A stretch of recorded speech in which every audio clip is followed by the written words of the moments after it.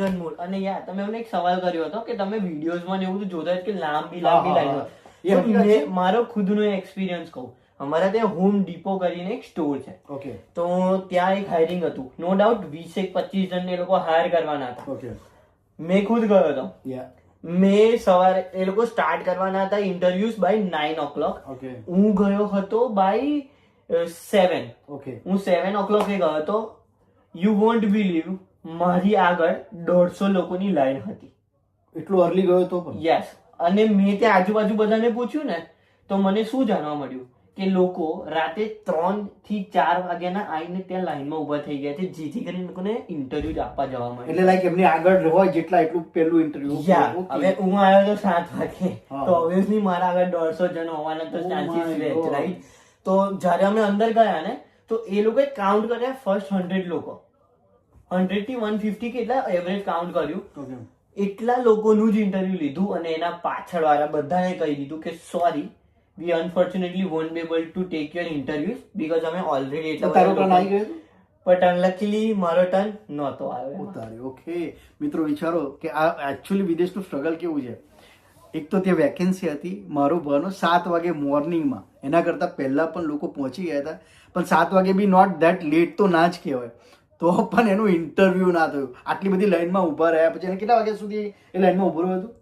હું 7 થી 9 વાગે ચાલુ થયું હતું. ઓબ્વિયસલી મારા આગળ 100 જણ છે તો એ લોકોનું ચાલતું હોય, તો બાય 12 o'clock મને જાણવા મળે છે કે હવે અમારું નથી થવાનું. માય ગોડ, એટલે ઓલમોસ્ટ 5 કલાક ઊભો રહ્યો. એક તો એડવાન્સમાં ઘરેથી નીકળ્યો હશે અને લાઈનમાં 5 કલાક ઊભો રહ્યો ને તો પણ જોબ તો છોડો, ઇન્ટરવ્યુ પણ ના થયું. ઓકે પ્રથમ, અને બીજો હવે એક ક્વેશ્ચન પૂછું છું કે તું જ્યારે જોબ હન્ટ કરતો હતો ને ત્યારે તો એક તો તે મને પ્રેક્ટિકલ વે સમજાયો કે ભાઈ તું થઈ જઈને પ્રેક્ટિકલ જઈને રેઝ્યુમે આપતો હતો, પણ હવે બીજો વે હું તને પૂછું છું કે બીજો વે જે ઓનલાઈન તમે અપ્લાય કરો છો તેવી રીતે કઈ સાઇટ પર તે તારી ઓનલાઈન જોબ અપ્લાય કરીને એમાંથી રિસ્પોન્સ આવ્યો હતો?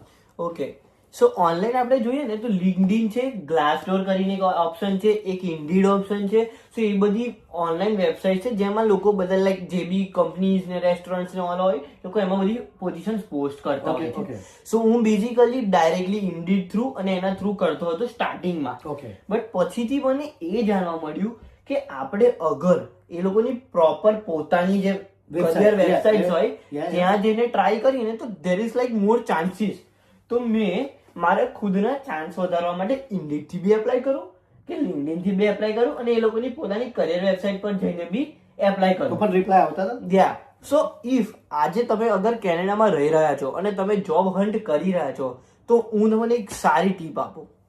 તમે અગર લિંક્ડઇન કે ઇન્ડીડ ખોલો લો, ટ્રાય કે તમે દિવસમાં સવારે લેપટોપ લઈને બેસો ને તો 50-60 જેટલી બી મળે ને બધી પાર્ટ ટાઈમ જોબ અપ્લાય કરી દો એકવાર માટે. એવરી ડે સવારે ઉઠવાનું, જેટલી બી લાગે ને બધી જ અપ્લાય કરી દો, જેટલી બી લાગે ને એટલે અપ્લાય કરી દો. નોટ ઓનલી ધેટ, કેનેડાની પોતાની જોબ્સ રિલેટેડ બી પોતાની ગવર્મેન્ટ્સની બી વેબસાઇટ્સ હોય છે જ્યાં સમર સ્ટુડન્ટ્સને બી સમરના વર્ક માટે બી સ્ટુડન્ટને હાયર કરતા હોય છે. સો તમે એ વસ્તુ બી ટ્રાય કરી શકો છો અને ધેર આર મલ્ટિપલ ઓપ્શન. સો દેખો ગાઈસ, એમાં વસ્તુ એ છે કે જોબ શોધવી કશે બી ઇઝી નથી, રાઈટ? લંડનમાં બી તમને ખબર જ હશે જોબ શોધવી ઇઝી નથી. બટ યા, તમે અગર ધ્યાનથી લાઈક મહેનત કર્યા કરશો એપ્લાય, તો ભગવાનની દયા એક ના એક દિવસ આઈ એમ શ્યોર થશે અને તમારી સારી રીતે જોબ લાગી જશે. મારી પોતાની it took more then 5 months. મેં ડિસેમ્બરમાં આવ્યો હતો અને મારી મેમાં જોબ સ્ટાર્ટ થઈ હતી. સો મેં ઓલરેડી એટલો ટાઈમ સ્ટ્રગલ કર્યું હતું અને જ્યારે ડિસેમ્બરમાં આવ્યો હતો ને ત્યારે માઇનસમાં ટેમ્પરેચર્સ હોતા હતા, લાઈક અમારા ત્યાં તો -20, -25, બટ સ્ટીલ અમે ટ્રાય કરતા હતા કે અમે જઈએ. સ્ટાર્ટિંગમાં તમને આડસ આવશે, બટ ટ્રસ્ટ મી, એ આડસ તમને આગળ જઈને પ્રોબ્લેમ્સ આપી શકે છે. તો પ્લીઝ હું એક રિક્વેસ્ટ કરીશ મારા સાઈડથી કે તમે જાઓ, મહેનત કરો, એકવાર ટ્રાય. ભલે આપણને ખબર છે કે નથી લેતા, બટ આપણે આપણી બાજુથી ટ્રાય બંધ નહીં કરવાનો. બીકોઝ જે દિવસ નસીબ ખુલશે ને તો આજે 15 નહીં, કદાચ તમને $18 બી પર અવર વાળી જોબ ઇઝીલી મળી શકશે. ઓકે, તો મિત્રો એક વસ્તુ વિચારી શકો છો, મને તેની જોબની સ્ટોરી ખબર છે. એ લોકોને 5 થી 6 મહિના થયેલા, એની સાથે જેટલા પણ રહેતા હતા એ લોકોને પણ એટલી જ લેટ જાગી. એટલે 6-7 મહિના તો કેનેડા જેવી કન્ટ્રીમાં તમારે ધીરજ રાખવી પડે છે, એપ્લિકેશનો આપવી પડે છે, રિજેક્શનો વેઠવા પડે છે.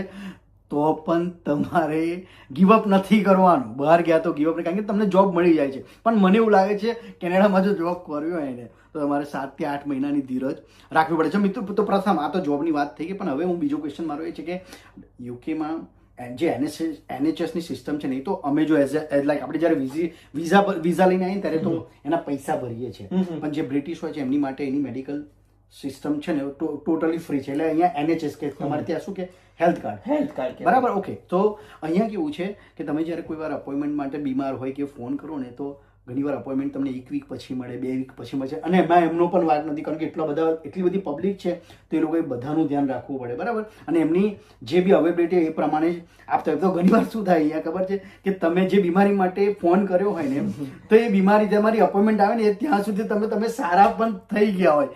તો મારે તને એ પૂછવું છે કે તમારા કેનેડામાં તો પહેલાં તો ફ્રીમાં છે કે નહીં તમારી જે મેડિકલ સિસ્ટમ છે, જે ઇન્ટરનેશનલ સ્ટુડન્ટ હોય છે, અને સાથે સાથે તમારી ત્યાં પણ આવું થાય છે કે અપોઇન્ટમેન્ટના પ્રોબ્લેમ્સ થાય છે ને મરીઝ સાજું થઈ જાય છે પછી એની અપોઇન્ટમેન્ટ આવે છે? પ્લીઝ જરા એક્સપ્લેન કરજે ને. ઓકે, આપણે પહેલા એપિસોડમાં લાસ્ટ એપિસોડમાં આપણે ઓલરેડી હેલ્થ કાર્ડ પર વાત કરી હતી, તો મેં તમને કીધું હતું કેવી રીતે હેલ્થ કાર્ડને મેળવવું હોય.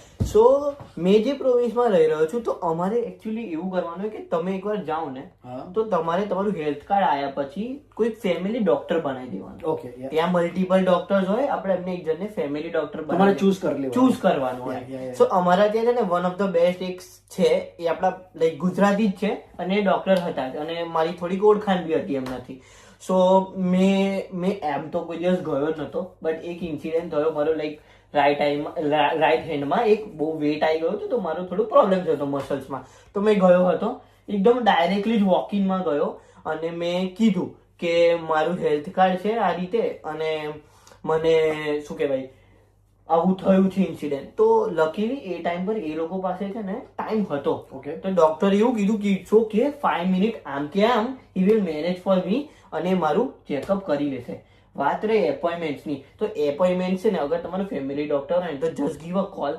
સો જે લગીને મારા ત્યાં છે ને અનુભવ પ્રમાણે અમને એટલો બધો એવું બહુ ઇશ્યુ નથી થતો હોતો. તો કેટલા ટાઈમમાં મળી જાય? મેં આજે કોલ કર્યો કે પ્રોબ્લેમ હોય તો 2 દિવસ, 3 દિવસ, 4 દિવસ? That's also depend sometime. કોઈક વાર એવું થાય કે 3-4 દિવસ બી થઈ જાય અને કોઈક વાર એવું બી થાય કે હમણાં કોલ કરો છો ને તો એવું કે આવી જાય કલાકમાં કે 2 કલાકમાં. સો આ બધું બી મેનેજ થઈ જતું હોય છે, નોટ ધેટ બેડ. બટ યા એ તમારે નોર્મલી શું કહેવાય આપણે ફેમિલી યુઝ્યુઅલી પહેલા એવું હોય કે ફેમિલી ડોક્ટર પાસે જ ફર્સ્ટ ટાઈમ બતાવવાનું ને એ જ તમને આગળ કહે કે ક્યાં જવું ક્યાં નહીં.